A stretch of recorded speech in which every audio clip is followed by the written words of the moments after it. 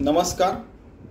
अवगुणाचा करुणी त्याग, जेणे धरिला संत संग, तयासी बोले जे मग साधक ऐसा. ये 35वीं ओवी है दासबोध नित्य पाठ की. और ये समास 9वां जो है साधक निरूपण दशक 5वां में समर्थ रामदास जी का जो दासबोध है वहाँ पे आई है ये ओवी.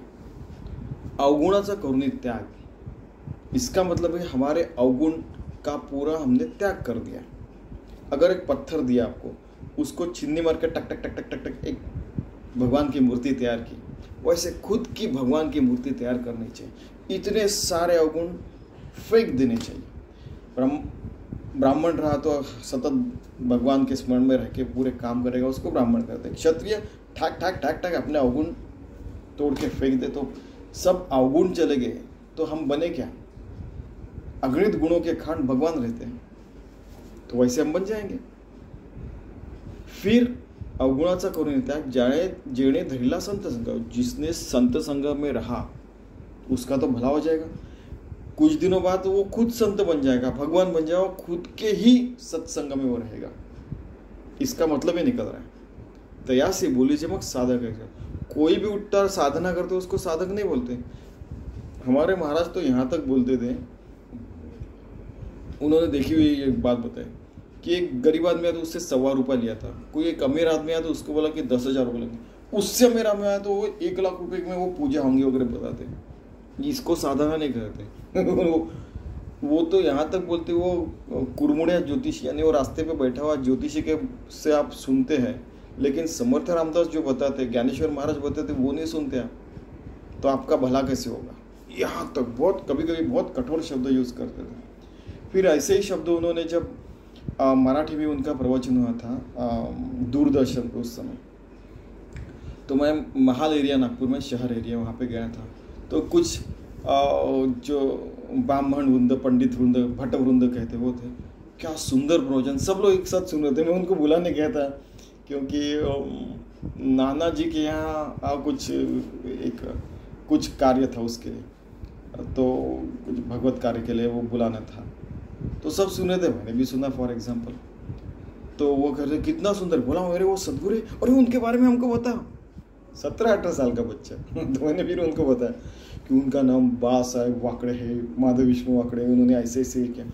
क्या बात कर रहे, संसार में रह के आत्मज्ञान मिला, मानना पड़ेगा. इतनी सारी लड़ाइयाँ उन्होंने जीती होंगी, क्योंकि पूना में अगर वो कोई करता है और पूना में इतने बुद्धिवादी लोग हैं, वहाँ पे वाह मानना पड़ेगा. तो अवगुणाचा करुणी त्याग, जो अवगुणों का त्याग करता है फिर संत संग में रहता है, उसी को साधक कहते हैं.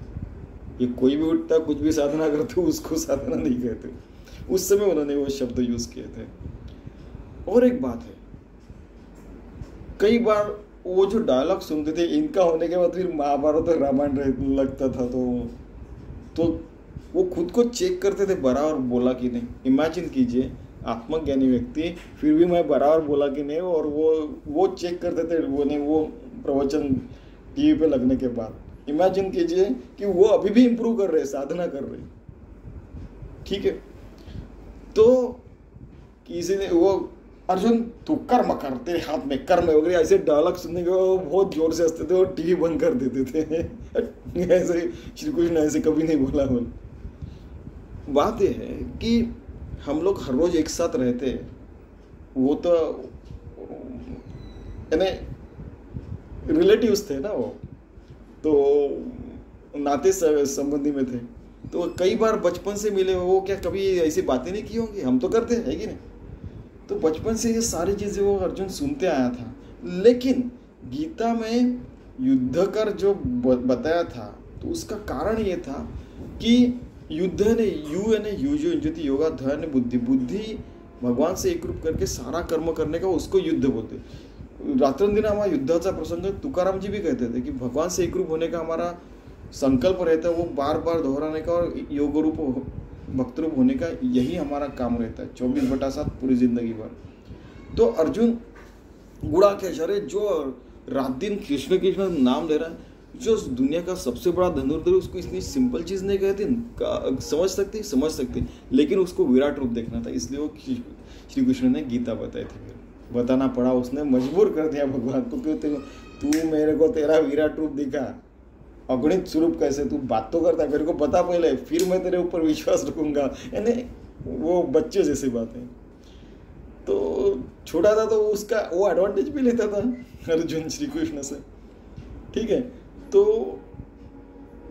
ये सारी चीजें रहती है कि अवगुणों का त्याग करके भगवान के पास गए, संत संग में रहे, तो कुछ दिनों के बाद हमारे सारे अवगुण निकल गए। हम ब्राह्मण, वैश्य, शूद्र, क्षत्रिय, वैश्य, हमारा यानी हम फायदा हमारे खुद के आत्मज्ञान का देख रहे हैं। शूद्र यानी सबकी सेवा करके, हम लोग भगवान की सेवा करके जी रहे हैं। ब्राह्मण, वैश्य, शूद्र, क्षत्रिय एक ही चीज है, भगवान की सेवा। तो क्या होगा, कुछ दिनों के बाद पूरे अवगुण निकल गए तो हम भगवान से एक रूप हो जाएंगे, खुद का सत्संग करने लगेंगे, है कि नहीं। और सारे लोग ऐसे बन गए तो फिर आनंदवन भुवन, राम राज्य, अंदर बाहर हर किसी के राम राज्य रहेगा, हर कोई स्वानंद बोध पाटन में रहेगा, हर कोई आनंदवन भुवन में रहेगा। ऐसा हो सकता है, केवल हर किसी ने अपने अवगुण का त्याग करना चाहिए। और फिर संत संग, खुद का भी संत संग हो सकता है, खुद को मुक्ति मिल सकती है, हरदम योगी भक्त होकर हम लोग जी सकते हैं। ये आदर्शवाद की कल्पना नहीं है, ये असली जीवन लोग जिए हुए हैं। अभी भी मैं देख रहा हूँ कई लोग जीते हैं, उनके नाम नहीं बताऊंगा, आप खुद देख के आइए। तो अंग्रेजी में मैंने बताया था, हिंदी में अभी ये बता रहा हूँ कि एक बार क्या हो गया कि 2000 की बात है, .com बस्ट हुआ था। तो 2000 जो 2 के बाद में 3 शून्य आते थे, उसके दौरान कंप्यूटर्स फंक्शन नहीं करते थे। 00 आने के बाद 0 हो गया तो काम क्या करेगा, फिर ईयर ही नहीं बचा ना। तो फिर वो 2004 वाला वो लगाना पड़ा। 10,000 जब आएगा, 1,000, 10,000 और जब आएगा तब एक शून्य और बढ़ाना पड़ेगा। साल 1 जनवरी 10,000, उस समय भी एक 0 बढ़ाना पड़ेगा कंप्यूटर में। तो उस समय क्या हुआ कि हमारा जॉब गया था, तो घर में आया तो बोला तू तो काम धंधे नहीं, तेरे को तू तो अनएम्प्लॉयड है, चल इधर आ मेरे को मदद कर। बोला काम धंधे नहीं, वो ठीक है, लेकिन अभी मैं एक किताब लिख रहा हूँ। अरे अनएम्प्लॉयड है तो क्या काम रहता। बोला मैं किताब लिख रहा हूँ। बोला फिर वो किताब पब्लिश किया था, फिर PhD भी किया था। अनएम्प्लॉयड जब हो गया 2000, फिर 4 साल PhD किया था। तो ये जो संकल्पना है कि आप विद्यार्थी दशा में विद्या अर्जन करनी चाहिए। अनएम्प्लॉयड है तो क्या आदमी कुछ काम नहीं कर सकता? कर सकता है, अच्छे काम कर सकता है, लोगों की समाज सेवा कर सकता है। बहुत लोगों को जाके मदद किया, किसी को किताब लिखने में, किसी को जैसे कोई पब्लिशर है वहाँ पे उनके जो वो कहते थे कि पांडे साहब थे हिमालय पब्लिकेशन के, आशीष ये 3 किताबें लिखे, उसका रिव्यू मुझे दीजिए। अभी आप देखिए कि 3 किताब, एक 400 पेजेस का था, एक 500, एक 1000 पेज के थे, 2-3 वाले, वो चेक करके तो पूरा ढूंढने का, उसमें क्या लिखा है देखने का, उसमें की गलतियां ढूंढने का, फिर वो करेक्शन करने को बताने का। एक कितना बढ़िया काम हो गया कि नहीं। जैसे फ्रांसिस चिरियम की इंटरनेशनल बिजनेस एंड मार्केटिंग थी, फिर ऐसे बहुत सारे थे। एक सैंपल बता रहा हूँ। ये जो संकल्पना है कि अनएम्प्लॉयड तो है तो कुछ भी करने का नहीं, फालतू समय वेस्ट करने का नहीं, हर क्षण, हर घड़ी, हर व्यक्ति अपना टाइम इन्वेस्ट कर सकता है, अपने अवगुण निकाल के फेंक सकता है। इवन सबसे बड़ा एडवांटेज तो मुझे हरदम लगता है कि जो सुगृहिणी रहती है उसी को रहता है कि खाना पका रही, खाना पका रहे तो मेरे साथ तो मेरे भगवान ने जो इतने सारे लोग भेजे घर में, वो सब खाना पका के तृप्त हो जाने वाले, क्या जबरदस्त।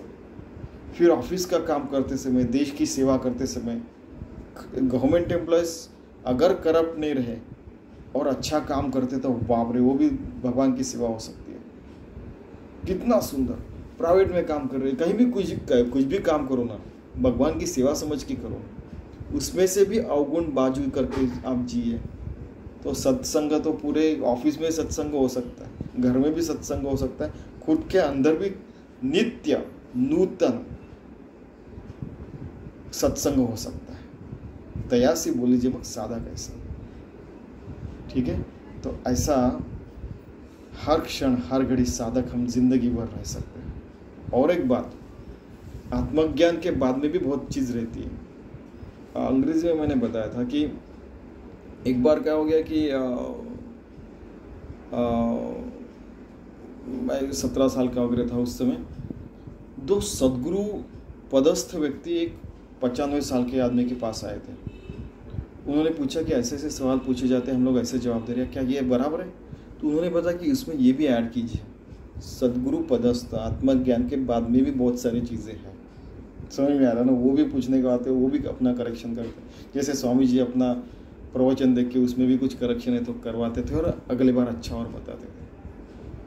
वो जब प्रयास कर रहे खुद के परफेक्शन का, खुद के अवगुण डालने का, खुद की वाइट शक्ति जो रहती है, बुरी आदतें वगैरह से दूर करने के, तो हम ने कितना प्रयास करना चाहिए ये भी आप सोच सकते हैं। 24/7 अगर हमें साधना करनी है, भगवान से एकरूप रहना है, योगी होना है, भक्त होना है, तो आप सोच के देखिए और इस मार्ग के ऊपर चलने के लिए हम लोग प्रयास करते हैं फिर, ठीक है, जिसके कारण हम लोग नित्य मुक्त रह सके, पूरी भगवान की सेवा हो सके और भगवान का कार्य हमसे होता रहे। मैं अलग, वो अलग, ये इसके फालतू चीज़ों में, फालतू वो जो रहते हैं ना, उसमें पढ़ने का ही नहीं, बस सेवा करते रहने की भगवान की सतत। क्योंकि मैं करने वाला हूँ, वो भगवान ही अपने को शक्ति देता है। ये सारी चीज़ें हमने देखी। चलो, तो हम योगी होके, भक्त होके भगवान की सेवा करते 24/7 पूरी ज़िंदगी में, और सारे अवगुण से अगर हम निकल गए तो भगवान से हम एकरूप होने वाले। इतना याद रखने का। धन्यवाद।